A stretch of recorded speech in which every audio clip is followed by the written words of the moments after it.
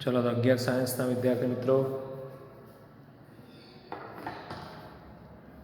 आ लेक्चरमां आपणे स्वाध्याय 12.3 ना चौथा दाखलाथी शरूआत करीए।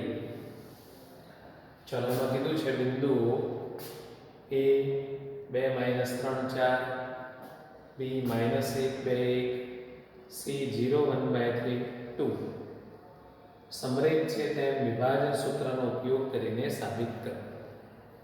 जो समरेख बताववा माटे આપણે અંતર સૂત્રનો ઉપયોગ પણ કરેલો છે, પણ અહીંયા એને શું કીધું કે વિભાજન સૂત્રની મદદથી સાબિત કરો। તો કેવી રીતે સાબિત થશે? ધ્યાનમાં કે આપણે ધારી લઈએ કે ધારો કે આમાંથી કોઈ પણ એક બિંદુ તમે લઈ શકો છો, એ બિંદુ, બી બિંદુ, સી બિંદુ। હું માનો કે આવું લઉં છું, એ બિંદુ બીસી રેખાખંડનો ગુણોત્તર ધારી લઈએ કે જેમ 1 ગુણોત્તરમાં વિભાજન કરે છે। આવો આપણે ધારી લઈએ।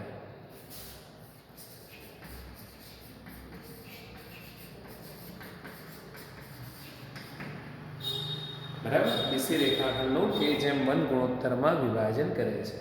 એટલે શું થવાનું?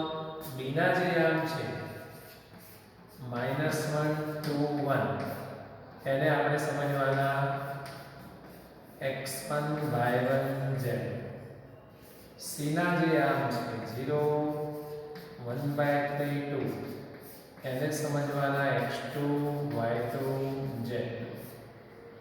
અને જે ગુણોત્તર છે આપણે m/n લેતા હતા, એને સમજવાનો k/8। અને જે વિભાજન સૂત્ર હતું એમાં તમારે મૂકવાનું। બરાબર, સૂત્ર મનમાં બોલતા જવાનું, લખવાની કોઈ જરૂર નથી, લખો તો વાંધો નહીં, અને કિંમતો મૂકતા જવાનું। ચલો, m એટલે k, x2 એટલે 0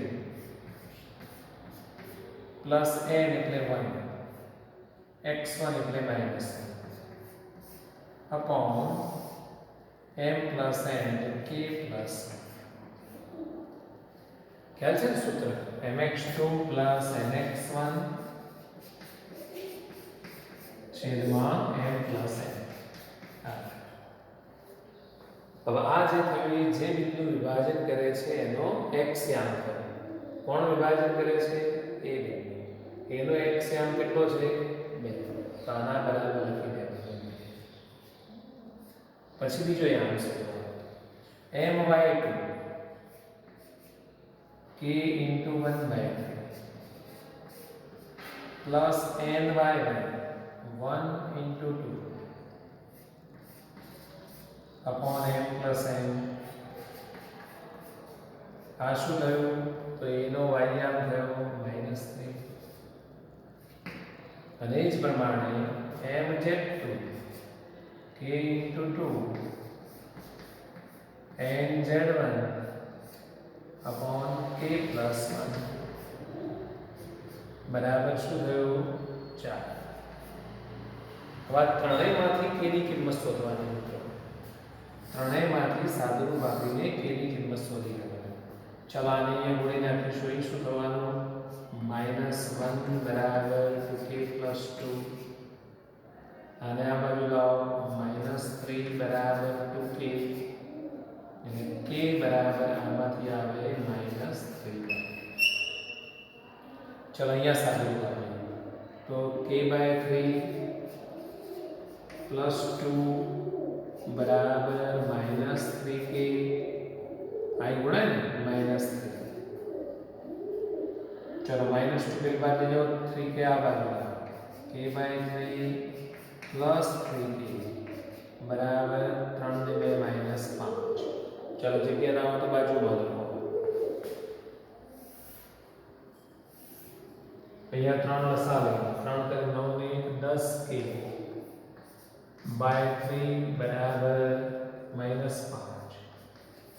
चलो હવે k बराबर -5 * 3/10। 5 * 2 = 10 અને -5।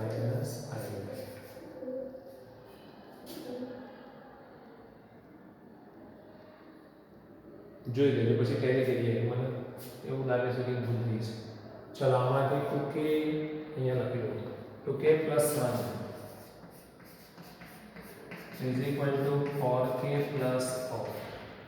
ચલો આને આ બાજુ લાવો અને માઇનસ 2k બરાબર 3 અને k બરાબર આવ્યું માઇનસ 3/2. ત્રણેય માટે સરખું આવવું જોઈએ. ચેક કરીએ પહેલામાં કેમ એવું થયું છે. જો mx2 n અને my2 ny upon m sin minus 3. Okay, k/3 plus 2 is equal to minus 3k minus 3.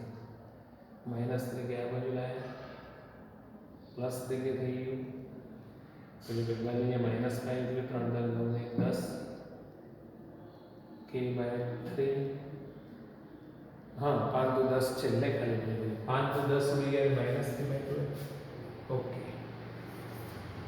એટલે જુઓ k ની ત્રણેય કિંમતો સરખી આવે, કોઈ વાર ના પણ આવે. તો સરખી આવી એનો મતલબ કે તમે જે આ ધાર્યું છે સાચું છે. એ બિંદુ BC રેખાખંડનું કોઈક ગુણોત્તરમાં વિભાજન કરે છે અને એનો મતલબ એવો થયો કે એ બિંદુ BC રેખા ઉપર જ ક્યાંક હશે. ખ્યાલ આવ્યો? એટલે ત્રણેય બિંદુઓ સમરેખ છે એવું સાબિત થઈ ગયું. એટલે ત્રણેય કિંમતો સરખી આવે તો સમરેખ છે અને જો જુદી પડે તો અસમરેખ છે એવું લખી દેવાનું. Therefore A, B અને C કેવા છે? સમરેખ છે.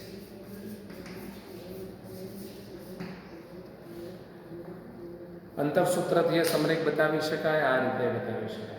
પણ અહીંયા એવી ખબર નહીં પડે તમને કે કયું બિંદુ વચ્ચે છે. બે બિંદુ વચ્ચે છે કે સી વચ્ચે છે નક્કી નહીં કરી શકો. હા એટલી ખબર પડી કે વિભાજનનો ગુણોત્તર ઋણ છે એટલે એ બિંદુ BC નું બહિર વિભાજન કરે છે. એટલે કાં તો આ બાજુ હશે કાં તો પેલી બાજુ. અંતરસૂત્રથી ગણીએ તો સ્પષ્ટ ખબર પડી કે કયું બિંદુ વચ્ચે છે. પણ અહીંયા એને સ્પેસિફાય કરીને આપેલું કે તમે વિભાજન સૂત્રથી જ સાબિત કરો. માટે આપણે આ રીતે જ ગણવું પડે. ચલો હવે સ્વાધ્યાયનો છેલ્લો દાખલો જોઈએ. 5મો. બિંદુઓ P 4 2 -6 અને Q 10 -6 ને જોડતા રેખાખંડનું ત્રિભાજન કરતા બિંદુઓના યામ શોધો. માની લો કે આ PQ રેખાખંડ છે.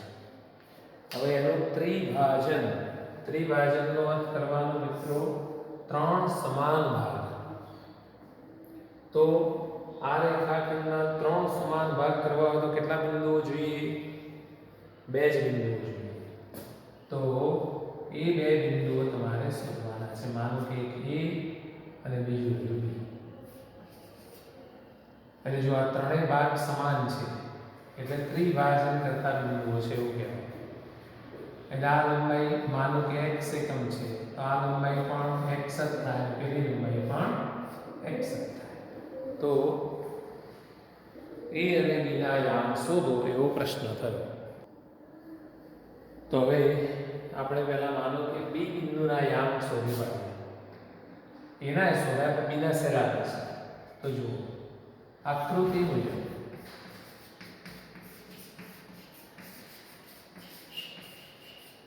B બિંદુ PQ નું કયા ગુણોત્તરમાં વિભાજન કરશે? તો PB ભાગ્યા PQ. PB છે 2x ભાગ્યા x એટલે 2/1. બરાબર? અને એને આપણે કહીએ m/n ગુણોત્તરમાં અંતઃ વિભાજન કરે.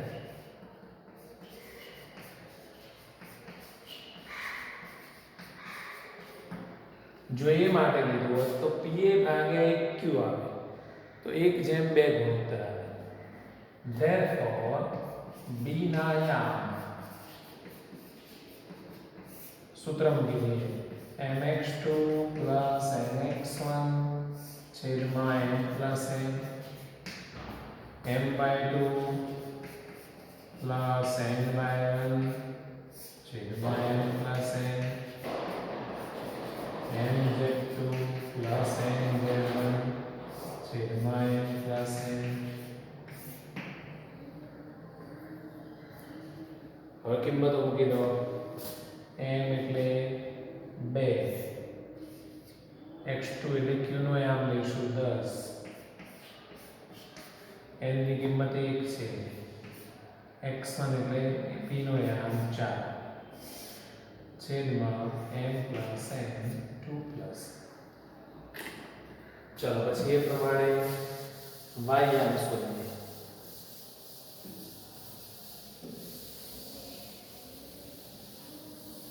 તો શું થવાનું? my2 2 into y2 એટલે -4 plus 1 into 2 by 2 plus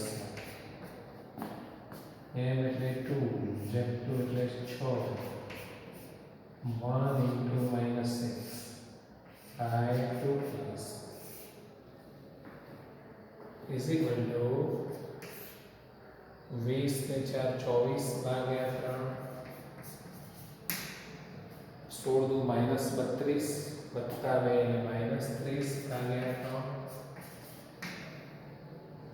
6 દુ 12 -6 ભાગ્યા એટલે 8 -10. ચલો આ તમારો એક બિંદુ આવી ગયો, બીના યામ આવી ગયો. હવે એના માટે આ સૂત્રની જરૂર નથી. હવે જુઓ, એ બિંદુ એ આ PB રેખાખંડનું મધ્ય બિંદુ થવાનું, મિડલમાં આવશે. બરાબર? હવે એ બિંદુ એ PB નું મધ્ય બિંદુ એટલે મ બિંદુ થશે. Therefore, એના યામ એમાં શું કરવાનું? સૂત્રમાં એવું હતું x1 plus x2/2, મતલબ કે આ બેના યામોનો સરવાળો ભાગ્યા 2. ચલો p નો યામ 4 વત્તા b નો યામ 8 ભાગ્યા એ જ પ્રમાણે 2 વત્તા -10 ભાગ્યા -6 વત્તા 2 ભાગ્યા મધ્ય બિંદુ કહેવાય. 8 ને 4 12 ભાગ્યા 2 6 -4 ભાગ્યા 2. તો આ બે છે એ PQ રેખાખંડના ત્રિભાજન બિંદુઓ છે. ખ્યાલ આવ્યો? 3 સમાન ભાગ કરતા બિંદુઓ.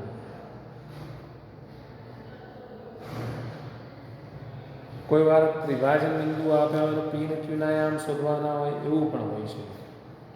ચલો હવે આપણે જોઈએ છે છેલ્લું સ્વાધ્યાય, જેમાં પુનરાવર્તન આવશે.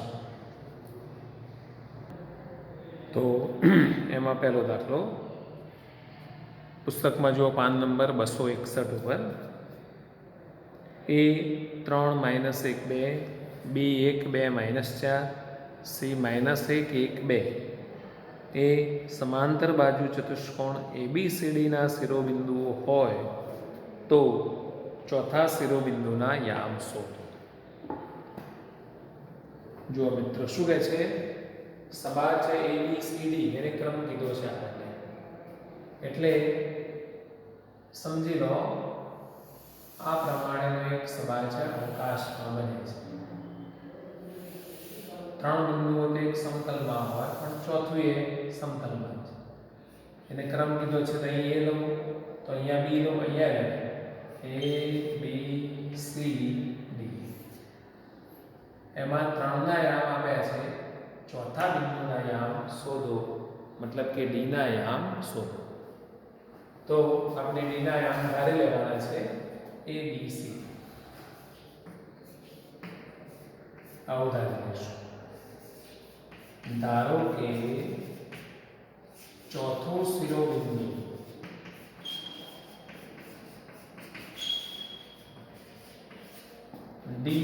ABC છે.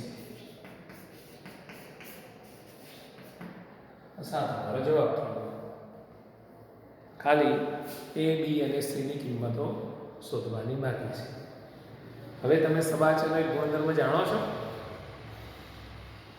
સબાચના વિકર્ણો પરસ્પર દુભાગે, મતલબ કે બંને વિકર્ણોનું મધ્યબિંદુ સમાન હોય. એટલે આપણા દાખલામાં એક AC વિકર્ણ છે અને બીજો BD વિકર્ણ છે. બંનેનું મધ્યબિંદુ એક જ હોય. આને દુભાગે એટલે આપણે કહી શકીએ કે BD નું મધ્યબિંદુ બરાબર AC નું મધ્યબિંદુ.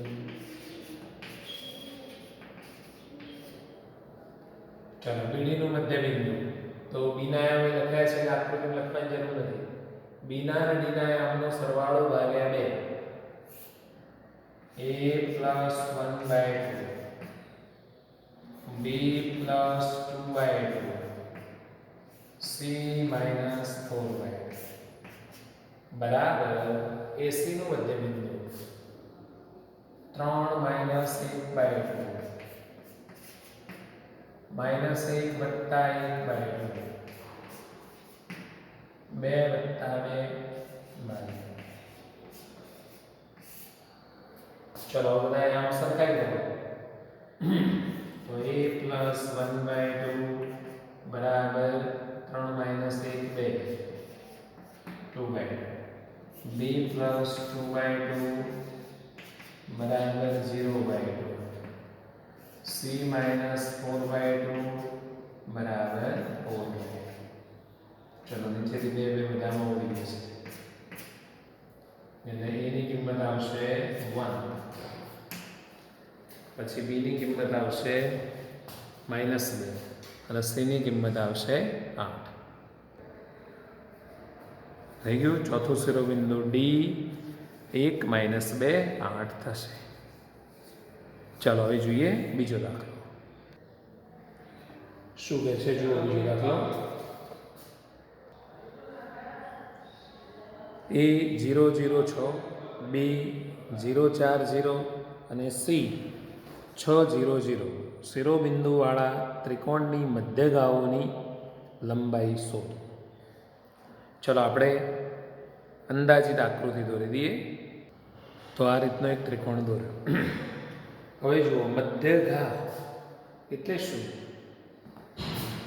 મધ્યગા મીડિયન જેને તો શિરોબિંદુમાંથી સામેની બાજુના મધ્યબિંદુમાં ઘા કરે. ખબર પડે? એટલે માનો કે એ બિંદુ છે તો એમાંથી BC ના મધ્યબિંદુને જોડતો રેખાખંડ મધ્યમાં ઘા કરે એને મધ્યગા કહેવાય. AD મધ્યગા. પછી બીજી મધ્યગા આવી રીતે દોરો BE અને મધ્યગા જે AC ના મધ્યબિંદુઓ આવે અને અહીંયા આપણે મધ્યબિંદુ F લઈએ.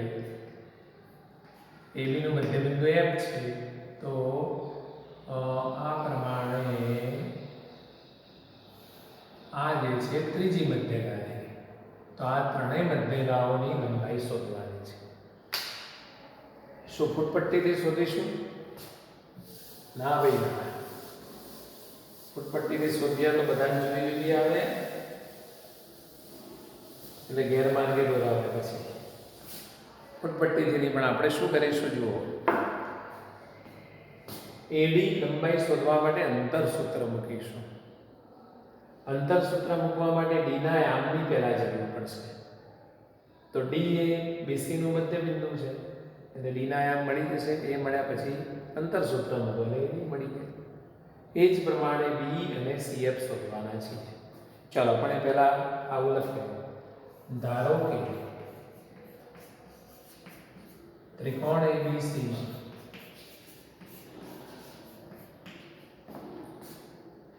BC રેખાખંડ, પછી D ના માટે પહેલા BC લખ્યું, AC રેખાખંડ તથા AD રેખાખંડ ના મધ્યબિંદુ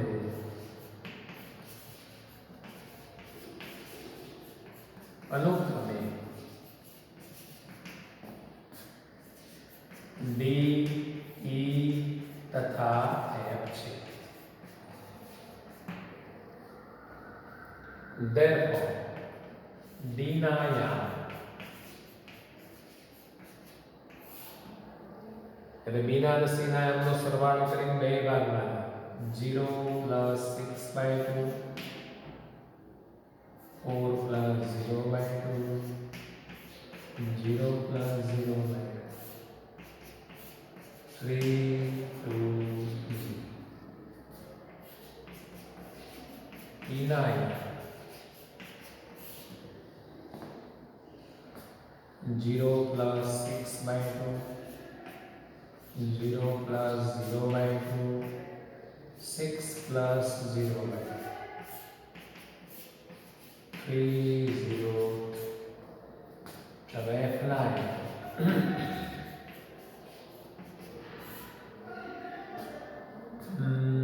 0 + 0/2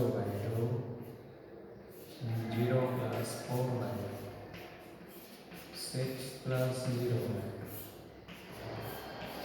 0 2.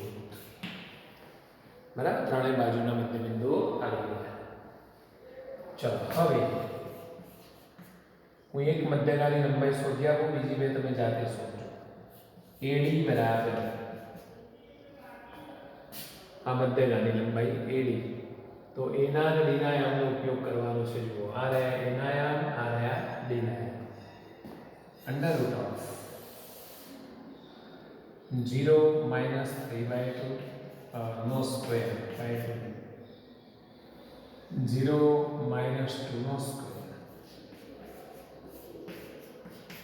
મને ત્રીજું 6 - 0 સ્ક્વેર એટલે 9 + 4 + 36 40 ને 9 49 નો વર્ગમૂળ 7. ચાલો મિત્રો, તમે એક બી શોધી કાઢો અને ત્રીજું CF શોધી કાઢો. અંતર સૂત્ર મૂકી દો, પછી મારે તમને થોડી બીજી વાત કરવી છે, એ કરી દઈએ. બી √34 આવે છે, CF કંઈક 7 આવે છે.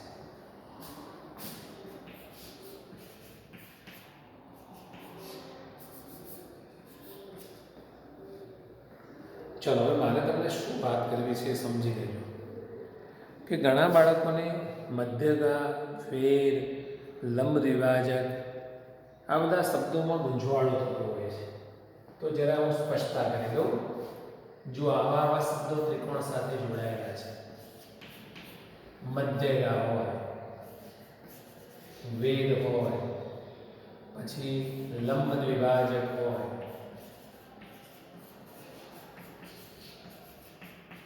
પછી કોઈ વાર ખૂણાઓના દ્વિભાજક પણ હોય છે, કોણ દ્વિભાજક.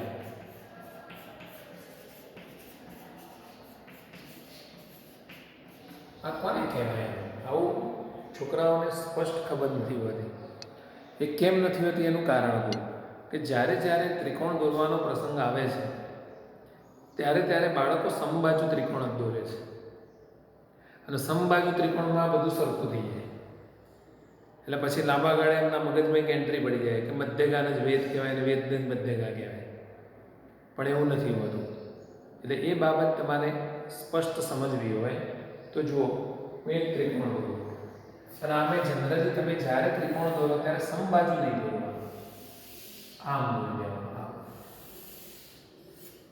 જુઓ, એક બાજુ આમ થોડી દૂર હોય બિંદુ, આવો ત્રિકોણ. તો આમાં બધું જુદું જુદું સ્પષ્ટ તમને સમજી શકાશે જો હું તમને સમજાવવાનો ટ્રાય કરું. પહેલી આપણે મધ્યગા. તો મધ્યગા તો એ કીધું શિરોબિંદુમાંથી સામેની બાજુનું મધ્યબિંદુ લેવાનું અને આ જોડી દો, આ મધ્યગા કહેવાય. તો આપણા આ મુદ્દામાં મધ્યગા કોણ છે? એડી રેખાખંડ છે. આ મધ્યગા છે. ત્રિકોણને આવી કેટલી મધ્યગાઓ હોય? 3 જ હોય. એ ત્રણેય મધ્યગાઓ જ્યાં ભેગી થતી હોય એ મધ્યગાઓનું સંગમ બિંદુ કહેવાય. એ મધ્યગાઓ જ્યાં જ્યાં ભેગી થતી હોય એને મધ્ય કેન્દ્ર કહેવાય. મધ્યગાઓ ઉપરથી શું મળે? મધ્ય કેન્દ્ર. હું ભલે બરાબર કરું છું પણ એવું ના સમજતા કે આ મધ્યગાને મધ્ય કેન્દ્ર કહેવાય, એવું ના સમજતા. મધ્યગાઓ જ્યાં ભેગી થતી હોય, મધ્યગાઓનું સંગમ બિંદુ હોય એને મધ્ય કેન્દ્ર કહેવાય. ચાલો પછી વેદ કોને કહેવાય? તો શિરોબિંદુમાંથી સામેની બાજુ પર દોરેલો લંબ, આ જે છે આને વેદ કહેવાય. આપણી આકૃતિમાં વેદ કોણ છે? એમ રેખાખંડ છે. એટલે સમબાજુ ત્રિકોણ હોય તો આ બે ભેગું થઈ જાય. પાછું આ બિંદુ આમાં આવે અને આ બે એક જ થાય. એકચ્યુઅલમાં બે જુદું હોય. વેદ સામેની બાજુને લંબ હોય, મધ્યગાની ગેરંટી ના હોય. આવા ત્રણ વેદ તમે દોરો અને ત્રણેય વેદ જ્યાં ભેગા થતા હોય એને ત્રિકોણનું લંબ કેન્દ્ર કહેવાય. Ortho centre. હું આકૃતિમાં એક એક જ દોરું છું, તમે ધ્યાન રાખો. ચાલો પછી લંબ દ્વિભાજક. બાજુનો લંબ દ્વિભાજક હોય. માનો કે બીસી બાજુ છે તેને લંબ દ્વિભાજક હોય, એસી ને લંબ દ્વિભાજક હોય, એબી ને લંબ દ્વિભાજક હોય. તો લંબ દ્વિભાજક એટલે લંબ હોય અને બે સમાન ભાગ કરતી હોય એવી રેખા. તો આ જે છે એલ, અહીંયા બિંદુ એક જ છે કે મારે નામ આપવું પડ્યું. એ બીસી બાજુનો લંબ દ્વિભાજક છે, રેખા એલ. એ બીસી બાજુનો લંબ દ્વિભાજક છે. આવા ત્રણ લંબ દ્વિભાજકો હોય, ત્રણેય જ્યાં ભેગા થતા હોય એને ત્રિકોણનું પરિકેન્દ્ર કહેવાય. મધ્ય કેન્દ્રને મોટે ભાગે જી વડે દર્શાવે છે, લંબ કેન્દ્રને એચ વડે દર્શાવે છે, પરિકેન્દ્રને પી વડે દર્શાવે છે. ચાલો પછી ચોથી બાબત છે કોણ દ્વિભાજક. કોણ એટલે ખૂણો. ખૂણાના બે સરખા ભાગ કરતી હોય એવી રેખા. તો માનો કે આ બીએસી ખૂણો છે, એ માનો કે 80 અંશનો ખૂણો છે, તો 45 ના બે ભાગ કરતી હોય એવી રેખા. અમારી જોડે કલર પૂરી પડ્યા છે, 3 કલર પૂરા થઈ ગયા છે. ચાલો સફેદ કલરના ચોક. તો બે સરખા ખૂણાના ભાગ થતા હોય એવી આ રેખા. માનો કે આને હું નામ આપી દઉં એમ. તો આપણી આકૃતિમાં જે એન રેખા છે, આ ખૂણો ના ખૂણો બે સરખા છે, એન રેખા. આ જે રેખા છે એને શું કહેવાય? કોણ દ્વિભાજક. આવા ત્રણેય ખૂણાના તમે દ્વિભાજકો દોરો અને જ્યાં ભેગા થતા હોય એને અંતઃકેન્દ્ર. અંતઃકેન્દ્રને મોટે ભાગે આઈ વડે દર્શાવે છે. તો આ રીતે ત્રિકોણ માટે આ બધા શબ્દો સમજવાના છે. મધ્યગા, વેદ, લંબ દ્વિભાજક, કોણ દ્વિભાજક, મધ્ય કેન્દ્ર, લંબ કેન્દ્ર, પરિકેન્દ્ર, અંતઃકેન્દ્ર. ભલે આપણા સિલેબસમાં હાલ નથી પણ કોઈ જગ્યાએ તમને કામ લાગશે. બીજું કે મધ્ય કેન્દ્ર શોધવું હોય તો એનું એક સિમ્પલ સૂત્ર છે કે આ ત્રણ જે શિરોબિંદુઓ હોય એના યામોનો સરવાળો કરી ત્રણેય ભાગી દેવાના, એટલે મધ્ય કેન્દ્ર. મધ્ય કેન્દ્રનું માનું એક યામ લખવું બરાબર x1 + x2 + x3 / 3. એ જ પ્રમાણે y યામ, એ જ પ્રમાણે. તો આ રીતે તમે આ બધા કેન્દ્રો વિશે માહિતગાર થઈ જજો. તમે પણ એક સારી આકૃતિ દોરો અને આવું બાજુમાં લખી રાખો. તો હવે ભૂલ ના થવી જોઈએ. મધ્યગા કોને કહેવાય, વેદ કોને કહેવાય, લંબ દ્વિભાજક કોને કહેવાય, કોણ દ્વિભાજક કોને કહેવાય. ચાલો હવે આગળનો દાખલો જોઈએ. તો જુઓ નંબર 3. ત્રિકોણ PQRના શિરોબિંદુઓ P 2A 2 6, Q -4 3B -10, મારા ભૂલમાં 10 લખાયું છે, સુધારી લો, અને R 8 14 2C હોય તથા મધ્ય કેન્દ્ર ઉગમ બિંદુ હોય તો સ્મોલ a b તથા c ના મૂલ્યો શોધો. આ -10. ચલો આ ત્રિકોણનું મધ્ય કેન્દ્ર ઉગમ બિંદુ આવેલું છે. ત્રિકોણ PQR નું મધ્ય કેન્દ્ર 0 0 0 છે.